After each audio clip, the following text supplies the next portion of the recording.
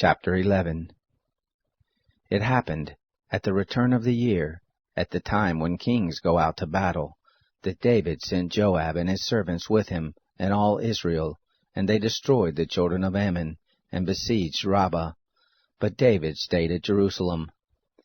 It happened at evening, that David arose from off his bed and walked on the roof of the king's house. And from the roof he saw a woman bathing, and the woman was very beautiful to look at.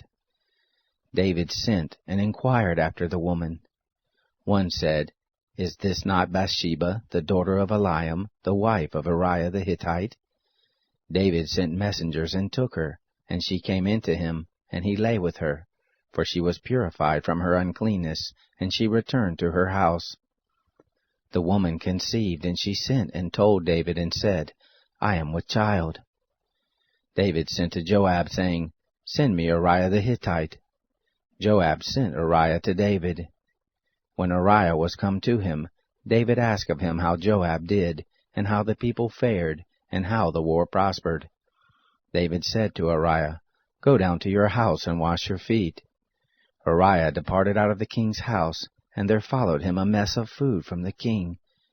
But Uriah slept at the door of the king's house with all the servants of his lord, and didn't go down to his house. When they had told David, saying, "Uriah didn't go down to his house," David said to Uriah, "Haven't you come from a journey? Why did you not go down to your house?" Uriah said to David, "The ark and Israel and Judah abide in Bus, and my lord Joab and the servants of my lord are encamped in the open field. Shall I then go into my house, to eat and to drink, and to lie with my wife? As you live and as your soul lives, I will not do this thing." David said to Uriah, "Stay here today also, and tomorrow I will let you depart." So Uriah abode in Jerusalem that day and the next day. When David had called him, he ate and drank before him, and he made him drunk. And at evening he went out to lie on his bed with the servants of his lord, but didn't go down to his house. It happened in the morning that David wrote a letter to Joab and sent it by the hand of Uriah. He wrote in the letter, saying, "Set Uriah in the forefront of the hottest battle, and retire from him that he may be struck and die." It happened when Joab kept watch on the city, that he assigned Uriah to the place where he knew that valiant men were.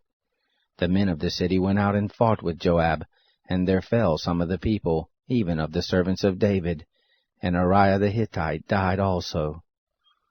Then Joab sent and told David all things concerning the war, and he charged the messenger, saying, "When you have made an end of telling all the things concerning the war to the king, it shall be that, if the king's wrath arises, and he tells you, 'Why did you go so near the city to fight?